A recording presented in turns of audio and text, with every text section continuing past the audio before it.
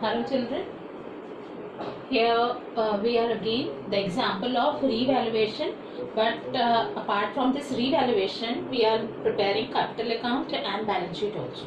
See children, this is your example. ABC, there are three partners ABC and having profit and sharing ratio 3:3:2, and the balance sheet as at 31st March 2019. 31st March 2019. Here it is, creditors 24,000, GR is given you, capitals of these three partners, then bank, debtors, stock, machinery, building in the asset side. Partners decided that this is with effect from 1st April 2019, PSR is changed into 432. Earlier it was 332, now it is 432. It was agreed that stock be valued at 1,10,000. Stock कितना given है 1,20,000, 110 हो गया, यानी कि 10,000 depreciated. Machinery भी depreciated by, it is by word. By means machinery का पूरा 10% लेकर आपको as it is depreciation value आपको डेप्रिशिएट करनी है रिवैल्यूएशन अकाउंट में. A provision for doubtful debt is to be made on debtors 5%. आपको प्रोविजन बनाना है डेटर्स पे 5%. It is 4,400, 5% is 2,200. Building appreciated by, again it is by word. Building का 20% लीजिए, 2 lakh, 20% means 40,000 और इसको एप्रिशिएट करना है बिल्डिंग को. A liability for ₹2,500 included in creditors is not likely to arise. Liability में जो आपकी क्रेडिटर साइड क्रेडिटर्स में 24,000 जो गिवन है उसमें 2,400 क्रेडिटर्स जो गिवन जो अराइज हुए थे वो नहीं होने थे, इसलिए इसको अब हम क्या करेंगे, हम इसको वापस लेंगे. तो इसका मतलब लाइबिलिटी क्या हो रही है आपकी, कम हो रही है. Now the question requirement is partners agreed that the revised values are to be recorded. जो revised value, ये जो revised हो रही है additional information, बेटा देखो ये सारी additional information होती है आपकी, ये आपकी बैलेंस शीट होती है. इन दोनों में जो डिफरेंस आता है उस अकाउंट को हम क्या नॉमिनेट करते हैं, रिवैल्यूएशन अकाउंट. उससे हम रिवैल्यूएशन अकाउंट बनाएंगे. They don't want to distribute GR. अब देखो जीआर के लिए हमारे पास क्या कह रहा है, वो पार्टनर्स नहीं चाहते जीआर को डिस्ट्रीब्यूट करना. इसका मतलब एडजस्टमेंट एंट्री के साथ साथ जीआर को हम as it is balance sheet में शो करेंगे, नई वाली बैलेंस शीट में. Now you are required to prepare revaluation account, partners capital account and balance sheet. Also pass necessary journal entry. ये जो क्वेश्चन है आपका फुल फ्लैश क्वेश्चन है, changes in PSR of 8 marks. Okay, now see children, we are going to start our revaluation account. Number 1 ledger, stock be valued at 1,10,000. Balance sheet में आपको 1,20,000 given है, यहाँ पर स्टॉक आपका हो गया 110. तो इसका मतलब क्या हो रहा है, यहाँ पर देखो बेटा मैं लिख रही हूँ, असेट्स आपकी जब डिक्रीज होती हैं और लायबिलिटीज जब आपकी इंक्रीज होती हैं. यहाँ पर आपकी लायबिलिटीज जब डिक्रीज होती हैं और असेट्स जब इंक्रीज होती हैं. तो यहाँ पर असेट डिक्रीज हो रही है, तो यहाँ पर हम क्या लिखेंगे, इस तरह से कर to stock account difference 10,000. Next, machinery is to be depreciated by 10%. By का मतलब है आपका, देखो अगेन के it is asset is decreasing. Machinery account, machinery आपको कितना दिया हुआ है, आपको पीछे दिया हुआ है 1,59,000. तो इसका 10% आप लेंगे 15,900. नेक्स्ट बोल रहे प्रोविजन आपको बनाना है 5% डेटर्स पे. तो ये क्या है आपका प्रोविजन, क्या होता है, लायबिलिटी होती है. तो लायबिलिटी अगर प्रोविजन है तो ये आपका क्या हो रहा है, लायबिलिटी इंक्रीज हो रही है. To provision for doubtful debts, इस तरह से शॉर्ट में करके लिख लीजिए. और कितना है 5%, 44,000 का 5% 2,200. नेक्स्ट बोल रहे हैं building to appreciated by 20%. Building देखिए कितने की है, 2 लाख की है, उसका 20% निकालिए. अब ये क्या हो रहा है, असेट इंक्रीज हो रही है. बाय बिल्डिंग अकाउंट, बेटा मुश्किल नहीं है रिवैल्यूएशन अकाउंट बनाना. उसमें केवल आपके कॉन्सेप्ट पता होने चाहिए कि हम कहाँ पर क्या क्या कर रहे हैं.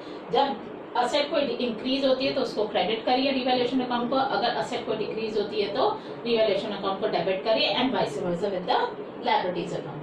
बिल्डिंग आपकी आ जाएगी 40,000. A liability for 2,500 included in creditors is not. Creditor में इंक्लूड है एक लायबिलिटी आपकी 2,500 की 2,500, और ये क्या होनी है हमारी, कम होनी है. तो लायबिलिटी देखो डिक्रीज होती है, तो आपकी यहाँ पर आती है बाय क्रेडिटर. ठीक है, अब आप क्या करेंगे, इसको, ये रिवैल्यूएशन अकाउंट खत्म हो गया, इसको आप टोटल करिए। यहाँ पर आपका टोटल आ गया 42,500, 42,500। और आप क्या करेंगे, इसको इन तीनों में ओल्ड रेशो में, to profit transfer to capital account. तीनों कौन है आपके, ए बी सी, और रेशो क्या है 3:3:2, जो ओल्ड रेशो थी आपकी। इसमें से इसको टोटल करेंगे, इन तीनों को माइनस करेंगे, जो आपका आएगा, देखिए कितना आया आपका, ये आया आपका 5400, 5400 एंड 3600, ये आपका आया 14,400। यहाँ पर आपका क्या खत्म हो गया, revaluation account. Okay, now we are preparing partners capital account. See children, first of all we'll transfer the balance of capital account. We can write this by balance BD. आपको कितना गिवन है बैलेंस शीट में, देखिए capital accounts 2 lakhs, 1,50,000, 1,50,000 Capitals, 2 lakhs, 1,50,000, 1,50,000। सबसे पहले format देखो, partners capital account, यहाँ पर particulars A B C, particulars A B C. आपको इकट्ठा बनाना है, आप इकट्ठा बनाइए। अगर आपको सेपरेट बनाने हैं तो आप सेपरेट भी बना सकते हैं। यहाँ पर आप लिखिए डेबिट और यहाँ पर लिखिए क्रेडिट।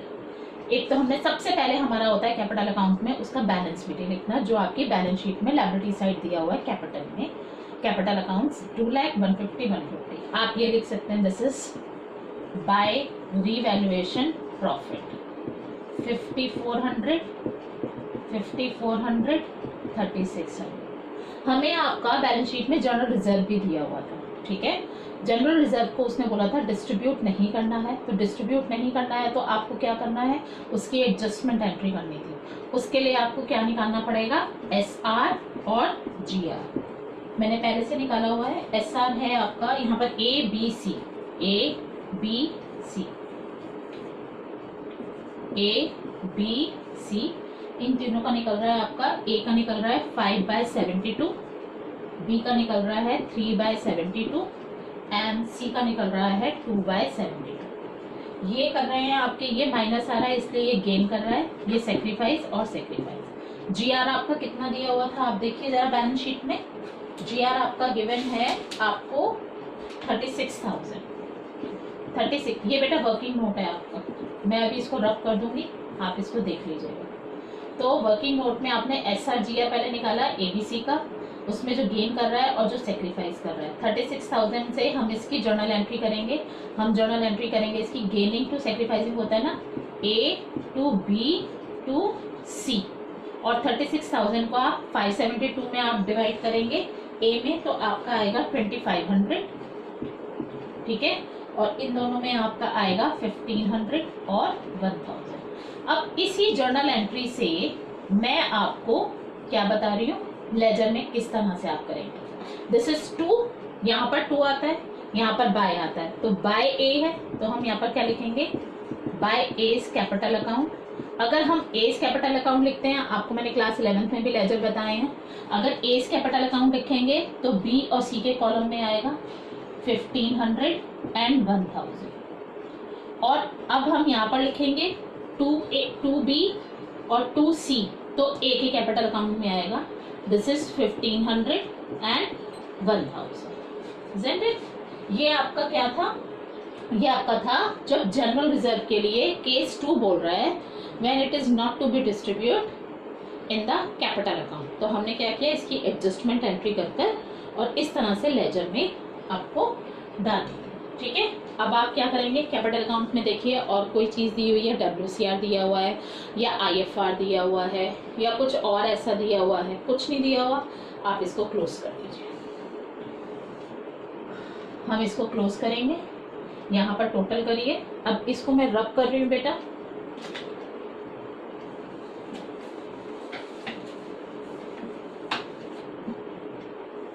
क्योंकि हमें निकालना है balance CD to balance CD। Balance CD किसे कहते हैं, जो कंटिन्यू कैरिड डाउन, जो हम नेक्स्ट ईयर यही वाली सेम कैपिटल कंटिन्यू करेंगे अपने बिजनेस में। यहाँ पर आप इसका टोटल करिए, यहाँ पर आपका टोटल कर आएगा 2,05,400। यहाँ पर देखिए, यहाँ पर क्या आएगा 1,56,900 एंड दिस इज 1,54,600। यही सेम बैलेंस आप यहाँ पर लिखेंगे 2,05,400, 156,900, 154,600। इसमें से इन दोनों को माइनस करिए 2,500 को, आपका बैलेंस आएगा 2,02,900। ये एज इट इज आएंगे आपके बैलेंस, क्योंकि इसमें कोई यहाँ पर इस ट्रांजेक्शन है ही नहीं डेबिट साइड में, तो ये एज इट इज आएंगे आपके। कैलकुलेशंस अपने आप ही करेंगे तो ज्यादा बेटर रहेगा। ये आपकी कैपिटल अकाउंट है। अब हम इसके बाद बनाएंगे बैलेंस शीट। हमारी बैलेंस शीट रह गई और आपकी रह गई journal entries. Now see children, balance sheet is very important ledger और इसको बहुत अच्छे से करना पड़ता है, थोड़ा सोच समझ कर। रीवैल्यूएशन और कैपिटल अकाउंट का कॉम्बिनेशन है, किस तरह से आप करेंगे। सबसे पहले तो हम लायबिलिटी पे आते हैं। आप अपनी पुरानी बैलेंस शीट खोलिए जो क्वेश्चन में दी हुई थी। बैलेंस शीट में आपको क्या गिवन था, क्रेडिटर्स 24,000। अब आप देखिए रीवैल्यूएशन में क्रेडिटर्स को कम किया गया था 2,500 से, तो आप यहाँ पर क्या लिखेंगे, क्रेडिटर्स और 2,500 को आप कम करेंगे, ठीक है, और यहाँ पर आपका आ जाएगा 21,500। नेक्स्ट इज आपका दिया हुआ जनरल रिजर्व। जनरल रिजर्व को उसने पार्टनर्स ने बोला था हम डिस्ट्रीब्यूट नहीं करेंगे, तो इसको हमने क्या बोला था, बैलेंस शीट में एज इट इज शो करेंगे। इसकी हमने एडजस्टमेंट एंट्री कर दी थी।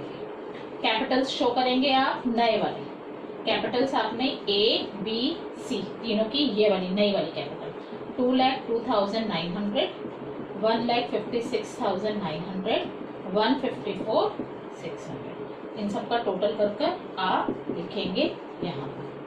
आइए एसेट साइड पे, सबसे पहले आपका बैंक में कोई चेंज नहीं हुआ, बैंक को एज इट इज लिखिए 37,000। डेटर्स में आपका क्या हुआ था, डेटर्स आपको 44,000 दिए हुए थे और उसमें आपने क्या बनाया था, प्रोविजन बनाया था, 5% बनाया था। उसमें आप क्या करेंगे, प्रोविजन को लेस कर और फिर डेटर्स आप शो करेंगे। बेटा सिंगल एंट्री में मैंने आपको बताया था ये बैलेंस शीट बनानी, सेम वैसी है आपके फाइनेंशियल स्टेटमेंट में भी आपने बनाई हुई है। आपको सब याद है कि बैलेंस शीट को किस तरह से ट्रीट किया जाता है। थर्ड इज स्टॉक में भी क्या हुआ था, डेप्रिसिएशन हुआ था, माइनस कर शो करेंगे, या वो जो रीवैल्यूड हुआ था स्टॉक 1,10,000 वो वाली वैल्यू आप एज इट इज लिखेंगे। मशीनरी में हमारी क्या हुई थी, डेप्रिसिएशन हुई थी, डेप्रिसिएशन शो कर लिखेंगे। और बिल्डिंग में एप्रिसिएशन हुआ था, बिल्डिंग को आप बढ़ाकर लिखेंगे। 2 लाख की थी, उसके अंदर 20% तो 2,40,000। अब आप क्या करेंगे, इसको ऐड करिए और इसको ऐड करिए, they both should be same, otherwise आपकी पूरे क्वेश्चन में कुछ ना कुछ एरर है। इसको ऐड किया, हमारा आया 5,71,900, इसको भी ऐड किया, हमारा आया 5,71,900। बेटा बैलेंस शीट को बनाना बहुत मुश्किल नहीं है, लेकिन हाँ अगर रीवैल्यूएशन आपका क्रॉस होगा, गलत होगा, तो आपकी बैलेंस शीट कभी नहीं मिल सकती। रीवैल्यूएशन के थ्रू आप कैपिटल अकाउंट शो करते हैं अपना, फिर कैपिटल अकाउंट और रीवैल्यूएशन के थ्रू आप बैलेंस शीट शो करते हैं। अब मैं आपको बता रही हूँ आपकी जर्नल एंट्रीज। आप लेजर्स को बिल्कुल बना चुके हैं। जर्नल एंट्रीज देखिए, सबसे पहली जर्नल एंट्री रीवैल्यूएशन के थ्रू थी आपकी, जब आपने डेबिट किया था उन सबको। तो रीवैल्यूएशन को डेबिट आपने किस किस केस में किया था, रीवैल्यूएशन अकाउंट डेबिट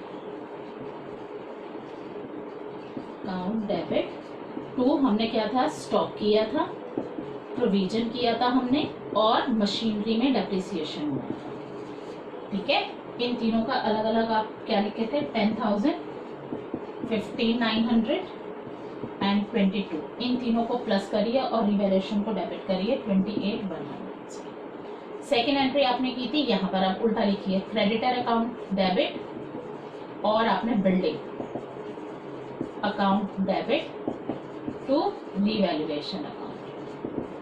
यहाँ पर क्या क्या लिखा था, क्रेडिटर में 2,500 वापस लिए थे और बिल्डिंग में आपने एप्रिसिएशन किया था 40,000 से, तो ये आपका आ गया 42,500।